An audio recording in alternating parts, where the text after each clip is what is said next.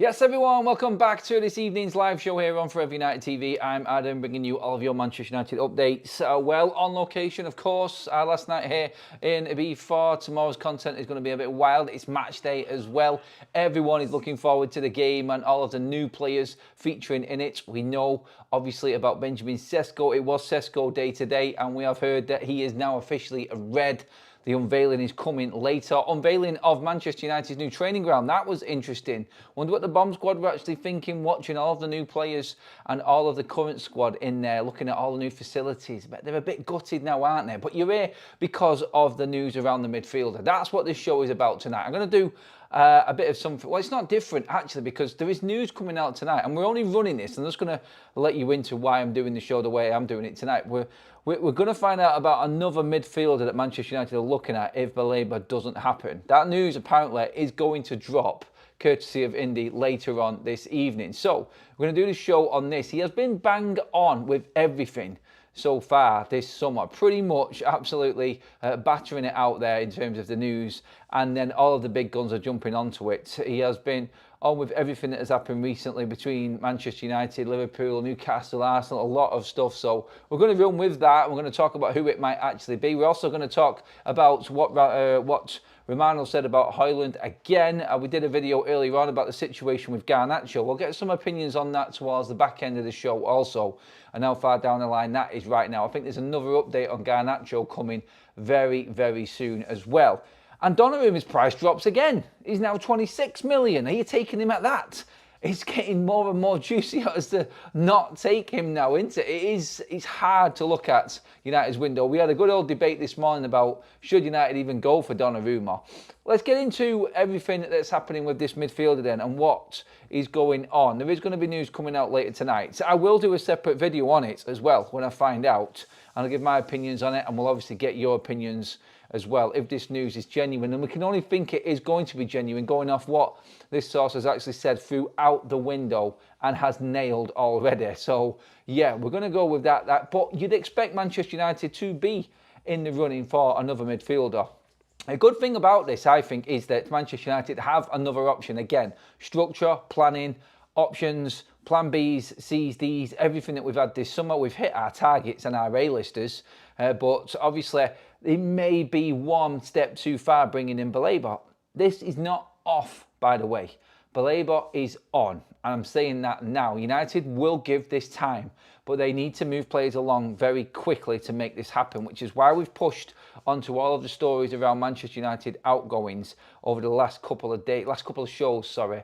Garnacho and Hojlund being key to Baleba coming into Manchester United. So it's not dead. It's still the same as it was yesterday. Manchester United have made their move. They are willing to go, but they're not going to bid for Baleba until they are in a comfortable financial position to do so. Like we've seen before, if United go in, they're in, and they know they've got resources to go over if necessary. So that's the plan for Manchester United as it stands with Baleba. He knows they want him. Brighton want to keep him at the club a little bit longer, obviously to make more money off him, and we're going to see if Manchester United do actually come forward with a bid. And that's the state of play at the moment with Carlos Baleba, and United realistically have him as their top target. And I say realistically because if United did buy him, it would break Manchester United's transfer record to get him, which is how massive making signings is for United right now. They know what's at stake. They know everything that's involved with Baleba here and what it's going to mean to Manchester United, what it's going to mean as a club breaking a transfer record when we're supposedly not really in a position to spend a lot of money, a la what Sir Jim Radcliffe said a few months back. Every other opposition fan at the moment is doing a nut at the moment. All I'm seeing is videos and clips of fans asking, how are Manchester United cheating the system? In fact, there's going to be even more conversations going on about it if Manchester United do finish up this window with 2 more players. Can you imagine the meltdown? The meltdown is going to be epic, especially for us watching in on it anyway. So yeah, in terms of Baleba, It's all on the sales. More on Garnacho and Rasmus coming up as well. But the news that is going to drop is of another midfielder. Now, we've got a poll running right now, and I've just strung 4 midfielders together who could possibly be heading to Manchester United. These have all been linked one way or another to United over the last year. So we've got Stiller, who is the Stuttgart midfielder. Obviously, he's carrying an injury at the moment and isn't top of United's list, but is someone we have watched. You've got Ederson from Atalanta, who clearly is a top target for Manchester United. We've been looking at him for more than 2 years now. We know that he is vastly experienced at the highest level and would come and slot right in next to Bruno Fernandes. Adam Wharton, obviously, that's a name we're hearing about quite a lot. Manchester United will look into that. He is a target for Manchester United. There have been some rumours and people looking into potential release clauses for Adam Wharton going around on the internet. I don't know if that is genuine or real, but you never know. United will test the waters if they want to go for him. He has said, and there has been news coming out about Wharton though, that he might just hang on for another year at Crystal Palace. Obviously, their case with CAS today in terms of the Court for Arbitration of Sport over there, well, let's just say, being relegated from Europa League to Europa Conference League, kicked out of the Europa League. That was happening today. A lot going on at Palace right now. But Adam Wharton leaving? That might be a bit too much for them to swallow. But Hojlund is the other one, the 4th option. I'm going to let that poll run. In fact, it's already had well over 1,000 votes on that poll right now. Hojlund is just leading Ederson at the moment. And I feel like that's not what people would want. I think that's what people think might happen more than anything else. It's close though. The one who is falling away is Stiller from Stuttgart. It's Ederson, Wharton or Hojlund who are going to win this poll. Get involved if you're in the live chat. Try and make it go your way. Over 1,100 votes in just 5 minutes, which is epic. Thank you, everybody, for your participation in that. Again, first super chat has already come in, and that was basically asking, when am I back? This is our last night in before tonight. We're back tomorrow, but we're going to be back late tomorrow. So, like I said, the content is going to be a bit wild tomorrow, and it is game day. So, yes, you will be getting reactions from the game from me, and obviously, I want all of your input on that as well. But yeah, back to the necessary, back to Manchester United and this midfielder. I said this before, and I'm going to bring Donnarumma into this now. You didn't get Baleba, you need another option. You could buy Baleba next summer and buy Ederson this summer. I don't know what's stopping Manchester United from doing this. Because if you buy Ederson this summer, you can buy Donnarumma as well this summer. And United can afford that by selling Hojlund and Garnacho. That is something that can happen right now. That's a reality for all Manchester United fans to take in. United can afford Ederson and Donnarumma for less money than what Baleba would be. Would you be tempted? That's what I'm asking tonight. Would you be tempted in taking another quality midfielder, better than anything we've got, and one of the best goalkeepers on the planet in one window on top of what we've already bought in this summer? That, I think, would be my pick anyway, although I do like Adam Wharton, but he's going to cost heavy. Again, Wharton's going to be between, I reckon he's around about the 70 mil mark, and that's what Palace would want for him. Whether or not, like we said, if there are any release clauses in Wharton or anything like that, I don't know. I honestly don't know, but I'm guessing at the moment, because if you are just tuning in and you're looking at it and we're thinking, why are we guessing at other midfielders? We want Baleba. Yes, we do, but there is news that is going to drop tonight, and I will cover it with more content and another video later on this evening when we find out who it is, because this is apparently a top midfielder. And United fans would not be disappointed with him. This is the story that's coming out later. So we're going to obviously be keeping our eyes on it as the night goes on. I will do a piece on it if it is significant. But you don't build it up like this unless you're actually bringing some news to the table. So, yeah, let's see who this actually is. I'm thinking of midfielders. I mean, you get into the chat, people, and just let me know.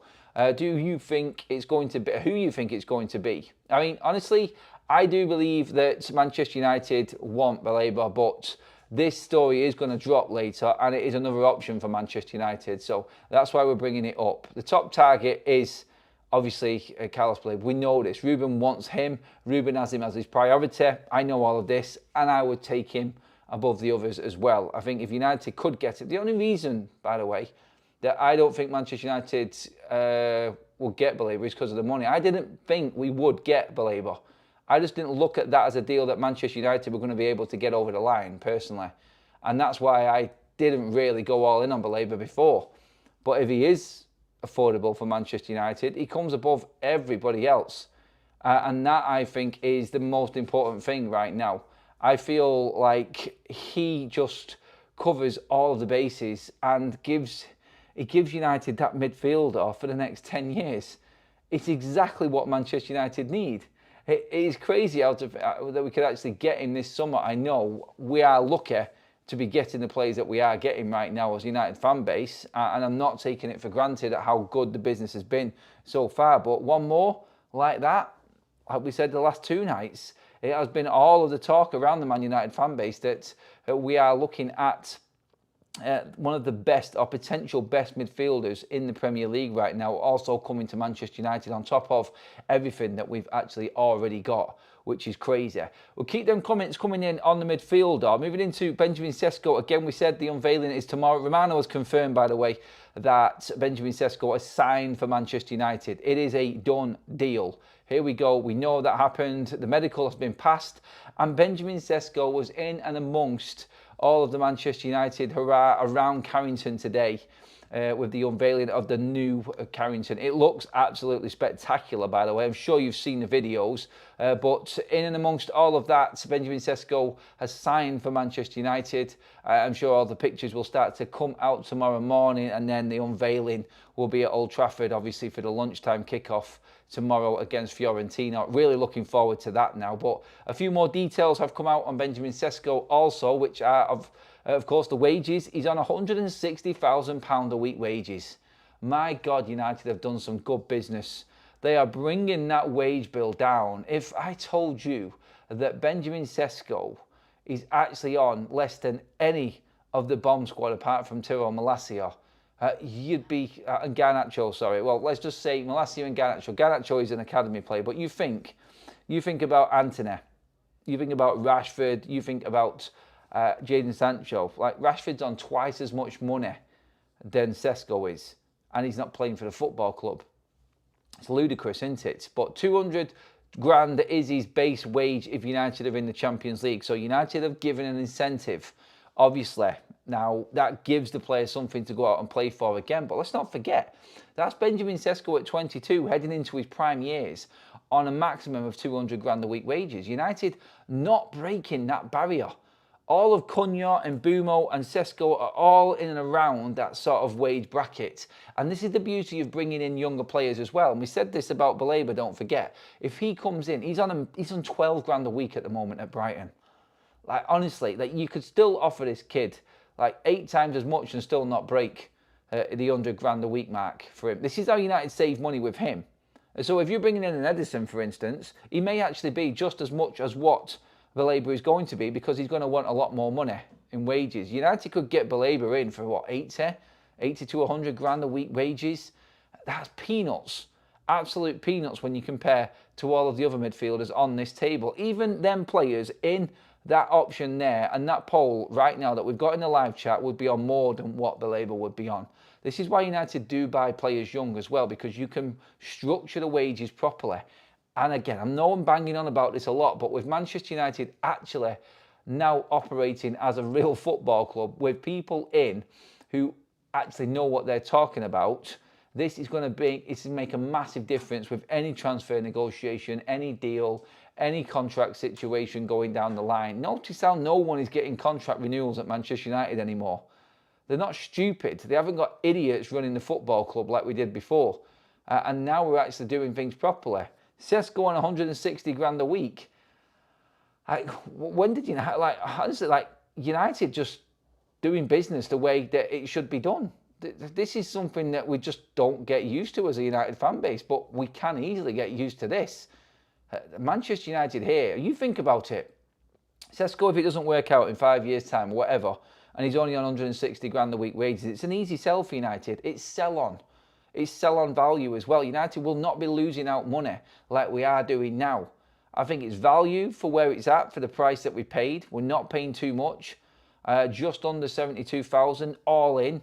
And apparently it will be all in. The add-ons are very easy to get for Benjamin Sesco and RB Leipzig. So Yeah, that is what we'll put this as a transfer fee. So just under 72 million, and obviously on very minimal wages when you compare to what a lot of other strikers are on as well. So easy to move on, not too much.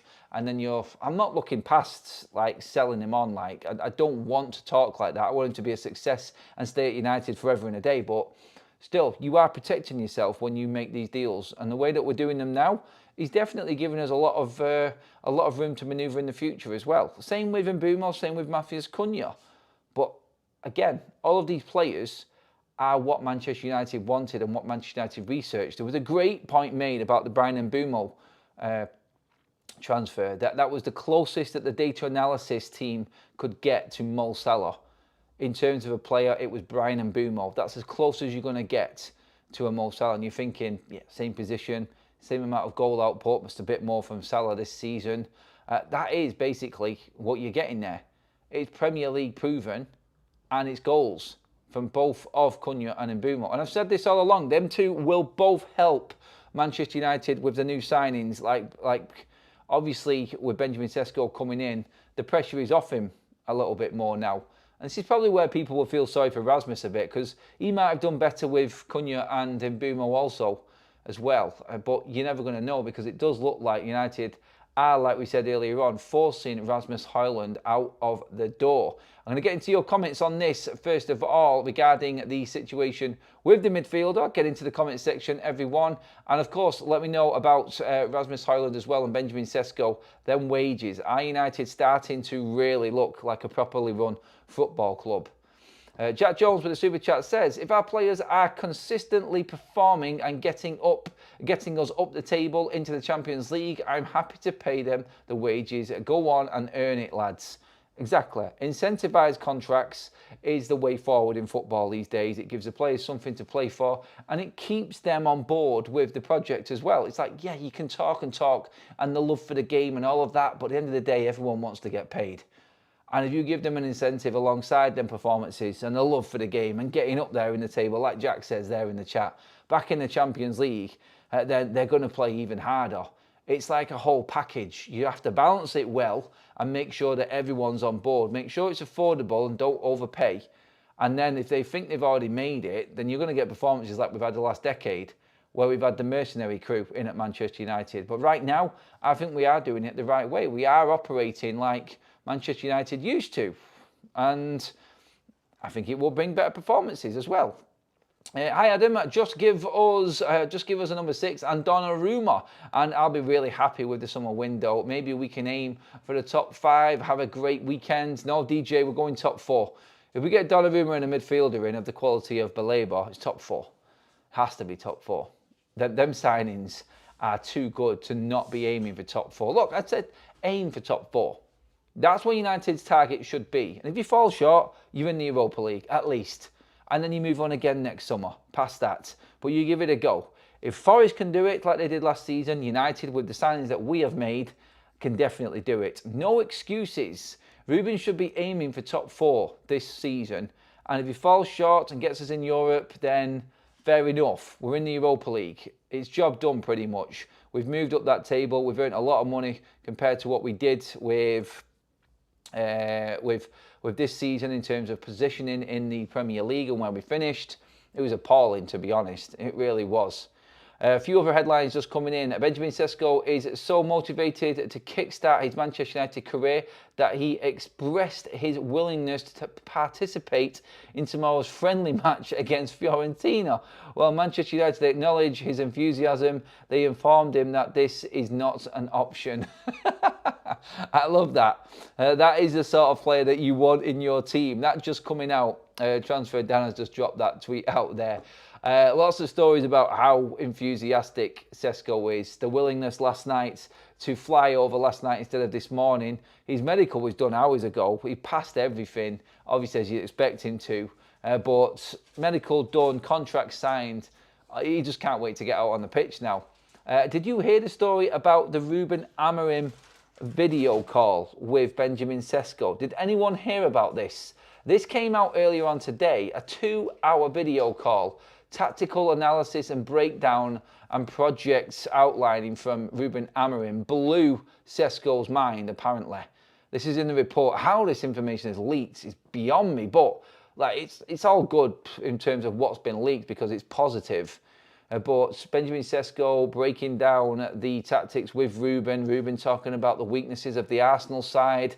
If this is true and this is real, then you'd expect Benjamin Sesco to be in the lineup against Arsenal. But all of this was going on, mind-blowing as to how the news actually leaked out, obviously, in the first place. But still, again, Ruben Amorim, did you see the picture, the analysis room and everything where in the new Carrington? It looks absolutely awesome, the new place. And imagine walking into that as Benjamin Sesco, a new player, the first player to sign. We've actually got an MRI scanner inside Carrington, which is unheard of in a lot of football clubs. It is crazy. And the upgrades from where I've seen when I've been in Carrington and where certain things are, they've completely restructured that whole place, by the way. That has been gutted. There is similar parts in it that have just been upgraded, but miles better. But wow, yes, that is a different, that's a different building altogether right there. And long may it continue. Manchester United striving to get up there. So Jim Radcliffe comparing United to Apple and Coca-Cola. Yeah, okay, if we're right up there in our industry, in football that is, then we've got some exciting times ahead of us, haven't we? If we're up there on that. But yeah, he's looking, and this was the first decision that he made, Sir Jim Radcliffe, in changing Carrington and bringing Manchester United up to date. He spent quite a bit of money to bring Manchester United at least on a level par with where everyone else is at. And now we can actually say that we have got state-of-the-art facilities. And when the stadium happens, if and when it does happen, obviously, we'll be right up there as well. One of the best stadiums in the world as well. DJ John back in with a super chat says, I'm going to Italy on Sunday with my wife and family. I'll be watching United's game against Arsenal in Venice. Nice atmosphere down there. I love how Newcastle offered more money to Red Bull and to Sesco, and he still chose Manchester United. I've heard Newcastle fans actually moaning, actually having a go at United. We could actually offer more. The mighty Manchester United couldn't offer more than what Newcastle could. I'm sure you were slagging us off not too long ago about overpaying for players, and that's the only reason they come to Manchester United. Sour grapes, oh my God, and some. Bitter is what I would say right now, Newcastle fans. But yeah, don't worry, Johan Wissa is coming to Newcastle apparently. But Moani, I don't think you're going to get him either because he looks like he's going to Juventus.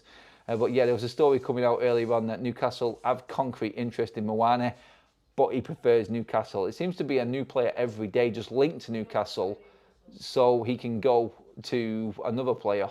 So yeah, go to another club, sorry. But yeah, got to help Newcastle going forward. Look, all of this, I do understand, like, all of the players coming in, it's great, but are Manchester United going to drop back down to playing the way that we played last season? And is it all going to be a miserable atmosphere again around Old Trafford going into the games this season? Honestly, that it could work and it should work, but I don't think any Manchester United fan is going to be bowled over by all these signings until we start seeing them gel on the pitch. And that, I think, is the most important thing of all. What shirt number Benjamin Sesco will have, I'm not too sure yet, but could it be the number 9? On to that next. Quickly, Jack Jones. Wait until the new stadium gets officially announced. Yes, that will be a bomber. But Benjamin Sesco coming in, shirt number, is he going to replace Rasmus Hojlund? He's going to replace him on the pitch. Will he get the number 9 shirt if Rasmus Hojlund leaves? Fabrizio Romano doing an updated video after my update that I did earlier on today, around about 12:30 England time. I did a video on Garnacho and the Chelsea situation. On top of that, news on Rasmus Hojlund from the morning. Romano has updated everybody past that this afternoon in that Manchester United have well and truly opened the door to Rasmus Hojlund leaving Manchester United. Samuel Luckhurst of the MEN went right in on Rasmus Hojlund and his time at Manchester United in terms of the things going on behind the scenes. Now, stories like this, probably, and Samuel Luckhurst was at that unveiling today. He gets a lot of access, and he has gone in big time on Rasmus Hojlund here, bringing back the fallouts between the likes of Garnacho, Dalot, Bruno Fernandes, all having issues with Rasmus Hojlund. Some sources actually saying that there was delayed passing and deliberately not passing to Rasmus Hojlund because of his lack of quality in holding the ball up. You could say that that might have been something that was happening. I wouldn't expect that to be the way at Manchester United or in any professional football club, to be honest. That would be a bit of a disgrace. But if you're not confident in your teammate, then you do overthink things, I feel, and you do make the wrong decision. Like, if you continuously pass a ball to a player and he doesn't control it, then you're not going to pass it to him again. And that's easy then for the opposition to go and mark a player that they know that you're going to pass it to. If you're thinking it, the opposition can read it. At that level, it's easy. And Rasmus Hojlund, I think, did have that. We had the petulance situation with Rasmus Hojlund, again, kicking goalposts that we've mentioned in the game over in the States against Everton, because Patrick Dorgu didn't pass the ball to him. He has got this tendency to think about himself an awful lot. And this, I feel, is going to be his downfall at Manchester United. So Romano coming out and saying Manchester United have well and truly opened the door for him leaving on loan. It will be around about a €5 million loan fee for a team in Europe. AC Milan are all over this. There will be an option to buy at €40 million at the end of his loan spell as well. And United are now open to this. So it makes you think about what Manchester United are actually planning here. What are they thinking going forward? Is it going to be a case of we need Rasmus Hojlund out so we can go and invest this money into someone else? Because it's not a lot of money. It will save United around about £8 to £9 million in total, with his full wages being covered and, of course, that loan fee on top. That's what it's calculated at for this PSR year. You could say that alongside Marcus Rashford takes them two loans for Manchester United to a total of over £20 million. Add that to the 21 million we've made in penalties and sell-on fees for other players that are no longer at the football club, then you're up to the likes of 40 million, and then you're getting closer to what you might need to do for Baleba. On top of that, Garnacho gets sold for the right price. We did a video on that earlier on, more on that in a moment as well, but Garnacho in on top of that, Sancho, Antony, worst case scenarios, they're gone for loan fees as well and whatnot, then United have got money there. I said before Garnacho was the key to signing Baleba, but the story that we are running with from the top of the show tonight is this other option for Manchester United. Could they be looking at somebody else in thinking that they could also bring a goalkeeper in at the same time? That's an interesting story because obviously I said it tongue-in-cheek a moment ago. Imagine signing Ederson and Donnarumma instead of just Baleba. Would we go for that? Would Manchester United fans accept that? I think a lot would, but now that we know that we are actually in for Baleba, you kind of think everything else is just crap, don't you? It's like if you'd have told Newcastle at the start of the summer transfer window you're going to go and buy Johan Wieser, they'd have probably jumped at the opportunity, wouldn't they? But now they know that they've had the chance of getting Ekatike and losing him, and getting Sesco and losing him, getting Delap and losing him, and Bumo and whoever else you want to look at, and losing all them players. Wieser now looks like a crap signing. It's like Ederson would have been top of Man United fans' list, but we just didn't think that Baleba was possible. But now we know that he is. Everybody's thinking, nothing else is good enough. Do you know what I mean? That's how it feels amongst the Man United fan base right now. I'm sure it does, because that's how I'm thinking. I'm like, I love Ederson. He was always my top target. Just because I didn't think United stood a chance of getting Carlos Baleba. But now we are. I'm thinking, I'd actually like Baleba. I want him into Manchester United. Forget Ederson. We've got other targets there we can bring in summers to come. But I actually think that Manchester United, if they go and try and get the Champions League, then go get Baleba now. I said this before, Manchester United need to go and pull out all the stops to get Carlos Baleba. But apparently this story that's coming out tonight is still a top player. Now, what player would for you? Get into the chat, everybody, as well on this. Let's go back to this story again. We have got more to talk about on the outgoings, but quickly, because I know a lot of people have just jumped in as well now. If there was another midfielder out there that's a top player that you could get that's better and would satisfy you over getting Carlos Baleba, who would it be? Is there anyone out there? We have got a poll running right now about 4 obvious ones, but please do write the name of the player that you would bring in the chat, please, if there is another one that you would go for. Well over 3,000 votes on the poll, by the way. Stiller, Edison, Wharton or Hojlund, who you think? 33% of you are going with Hojlund at the moment. I didn't think that would be the one. Some people actually saying Wharton in the actual chat. Stiller, anyone else other than that? Only Belabov, Hojlund as well. No, Tuamine? Yeah, I would like Tuamine.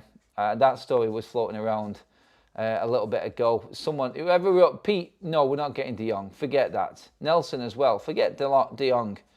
Tonali, it's a good shout. We're never going to get a business done now with Hackney over Belabor. Hackney? Really? Like, a good player, but comparing him to Carlos Belabor? Come on. Yeah, you've got Guerra, you've got Javi Guerra in there. I don't think he's anywhere near the quality of Belabor. McTominay. Vitinha, yeah, you're not getting Vitinha. That's definitely not happening. Camavinga is a quality player. Whoa, yes. I would like Camavinga at our football club. That would be an absolute baller and a half. Thank you everybody who's already liked the video, by the way. We're on track again, possibly to make that 1,000 like mark. Please keep liking the video. We're over 650 already. And please do hit the subscribe button as well, everyone. Don't forget, we are bringing more content later off the back of this potential news that is going to break this evening as well. So yeah, just hang on to your horses. It might surprise you that we have someone in just as good as Carlos Belabor potentially coming into Manchester United. United thinking outside the box and preparing themselves for other players. It's good to know that we're doing it. I think that's important as well. But like I said, like nothing's going to outshine Carlos Belabor now, is it? It's not a chance there's another player out there who can do it. Quickly, let's get into all the best to you as well, Forte. Let's just bring up a few comments quickly. First of all, Goldstone Goal says because they want to win a trophy and get top 5. Belabor is part of that. Look, I love the fact that you're all saying, bang, get Belabor, just go for Belabor, get the best that we can. I think that shows that the fan base right now has confidence in Manchester United and what they're doing, that we can go out and get him. Look, nobody else matters anymore. We have just proved that we can get players that nobody thought we could in the 3 that we've already brought in. Let's go out and do it again. This is the confidence I love to see in the Man United fan base. I cannot wait for the opening day next Sunday now because I know the atmosphere is going to be upbeat. I went to Old Trafford how many times last season? Every single game. Some away games as well, and it was downbeat shit. Honestly, sorry for swearing again, but it was. And that's what it was around Old Trafford. It was crap. Absolutely crap. And now I feel like I'm walking into a new season with a completely different mindset about what Man United are going to accomplish this season. And I cannot wait. I cannot wait. Alpha says, I'm only saying Wharton because that will be the one less we lose to that will be one less we lose to AFCON. Belabor is a superior player in my opinion. I think a lot would agree with that one.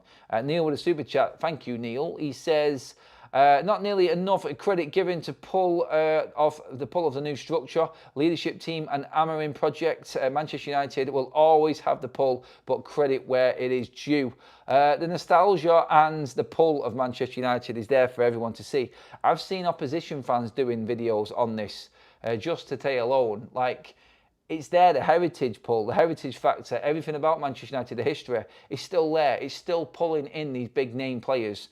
And now Manchester United have got the right people in to ram that home to players and sell the projects that we are selling and the future of this football club alongside Ruben Amorim. You cannot think that it can do anything else but succeed going forward. And all of these opposition fans, they're all just bricking it in case United get this right. They want United to stay where they are, and that's it.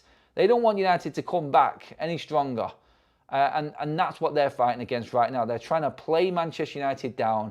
They're still going to be crap when the season starts. Look, proof will be in the pudding when the season starts. If United start winning again and start playing decent football, we'll see. It may take a few months for Manchester United to completely gel with this new team. But you know you've brought in the right quality that at some point is really going to click for Ruben Amorim. You've got the right characters there, and we are ridding ourselves of the bad ones. I said this earlier in the video. And it'll move us into the Garnacho news again a little bit now. But imagine your Garnacho sat there right now, a Manchester United Academy graduate, watching them videos today of Manchester United unveiling the new Carrington, and all of his former teammates sat in and around the new facilities, trying things out, having a laugh after a great pre-season. Imagine where you're at right now. And you're thinking, my God, have I messed up here? Well, apparently not, according to Fabrizio Romano, saying that Garnacho is fully sold on this project at Chelsea, and he wants to move. He said it. I said it earlier on. We've seen the video that I put out earlier on. It's just Chelsea's absolutely crazy bid that they're apparently putting in on Garnacho. It's absolutely ridiculous. Absolutely ridiculous. To be bidding 40 million, including add-ons, is an insult. And United are probably going to drag this one out. They want to sell players quick to move for Baleba and get everything in place. The problem you've got, and this was the video I made earlier on, you can go watch it to get all of the detail on it after this video is finished, but the issue that you've got is we can't move these players quickly unless we take a hit. And taking a hit might not give us enough money to go in and buy Baleba. And like I said, we're only going to move from these headlines, we're only going to move for Baleba when we have the financials in place. And this is what United have done all summer. So I can believe in this because United have only gone for players when they are there with the money and they know they can go that extra yard for the player. So that for me is where Manchester United will be at. But I don't think they're going to accept their low ball offers. They've made a stance and they're clear in their mission to get the right value for their players. So again, it's all good in thinking that we can get the right price. It's good in getting rid of players early. Which way will he go? Will he stick it out until the end of the window at a risk of not being able to bring anybody else in because there's no other money to bid for that player? Or are they going to take a cut price and sacrifice earning a bit more, but getting enough to go out and buy the next best midfielder that's out there in Carlos Baleba? That's the situation United are in. By the way, the other news that was interesting around the unveiling of Carrington and the squad at the moment was that every single Manchester United player, apparently this is the report today, every single Manchester United player in that squad right now was completely on board with not allowing the bomb squad players back. That was said today. I think it was Chris Wheeler who said it. I apologise if I've got the journalist wrong who said that, but that was the word coming out. It might have been Luckhurst actually. But that was the word coming out from Manchester United squad when the players were told, I don't know if they were asked, why would you ask the players? You're in charge, you make the decisions, they just have to follow and do as they're told. But none of the players had an issue with any of the bomb squad not being invited on pre-season or even back to Carrington. Now imagine, you're driving into Carrington right now like Garnacho, like Sancho, like Anthony, and you're driving off to the under-21s department and everyone else is going to the spanking brand new state-of-the-art training facility and you're not involved.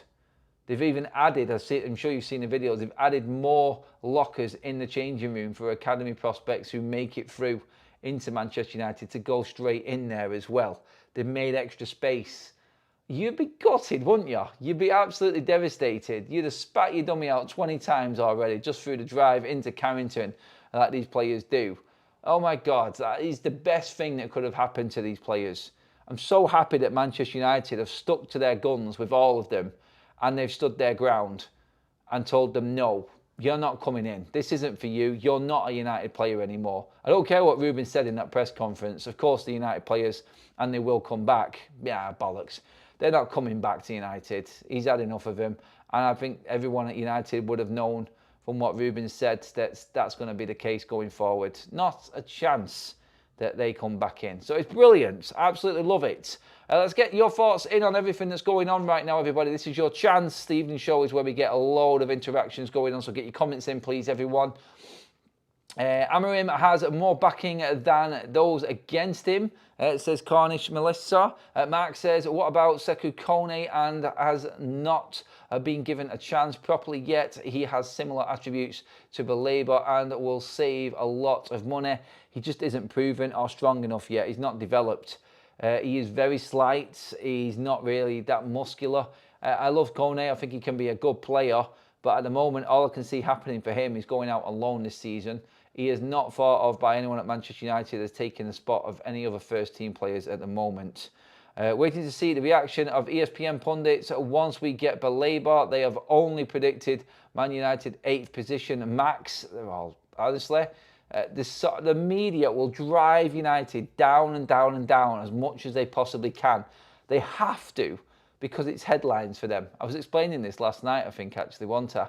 It is headlines for them. So that is what I would love to see as well.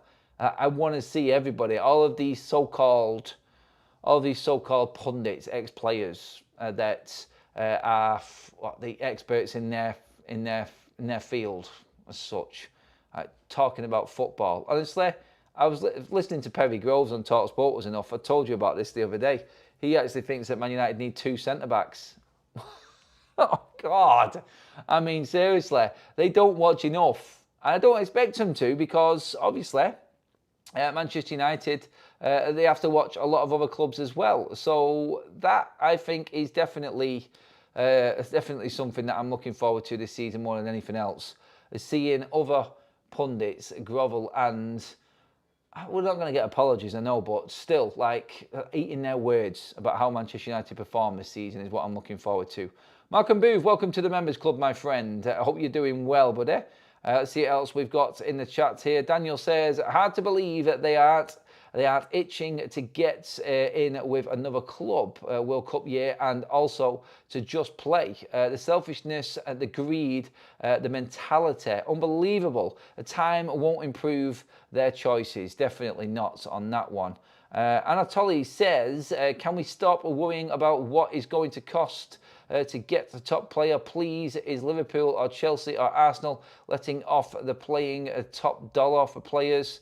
No, they're not. Yeah, but their finances are different, mate, than ours. United are pulling off miracles here with not much behind them in terms of European football prize money, not being able to sell many players. We are pulling off deals here that nobody thought United were going to be doing.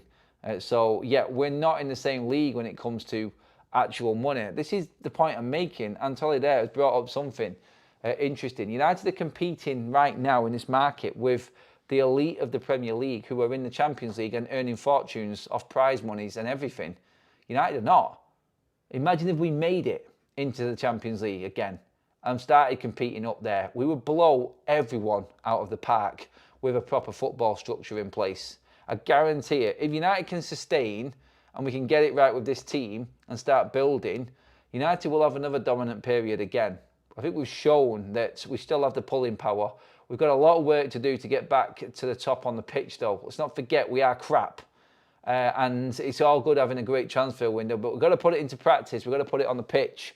And they've got to start walking as well as talking. So, yeah, that's what I am very, very aware of still with what's to come for Manchester United. Garnacho is playing a game. He is choosing a single club so that Chelsea can lowball United and screw us. United should stick to the price they want. Otherwise, let Garner play reserves. Garnacho has obviously, thanks for that super chat, Subben. Garnacho has obviously agreed personal terms with Chelsea, and Subben is right there in a way. Let him rot. Let him rot at Old Trafford and watch his career go down the toilet if he doesn't get that move. He should be telling Chelsea, you're going to have to pay what's necessary. Please pay what's necessary so I can get out of Manchester United. Let's see. I'm happy that this news has come now and not right at the end of the window, because that would be the perfect opportunity for Chelsea to absolutely screw United over. But it's not, and we're in a position now where we've got a little bit of time to work on this and get the best deal. And still have time to work on Brighton and getting Baleba over the line. But it's going to come down to Garnacho being sold. He is the key to the whole window and what else we can do right now. And so that one is massive when it comes to it. So, just going to quickly check over, make sure there is nothing that is hitting the headlines that we might have missed. Again, there's absolutely nothing on the Tyrell Malacia situation, by the way. He's going under the radar at the moment. Absolutely under the radar. So, yeah. Nothing on terms of that. Just watching another. No, thank you. See you later. Fucking room service coming in at me right now.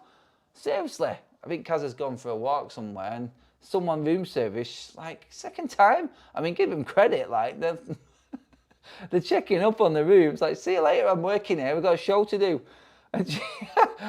Chelsea believe they will comfortably sign Garnacho for less than Manchester United's 50 million asking price.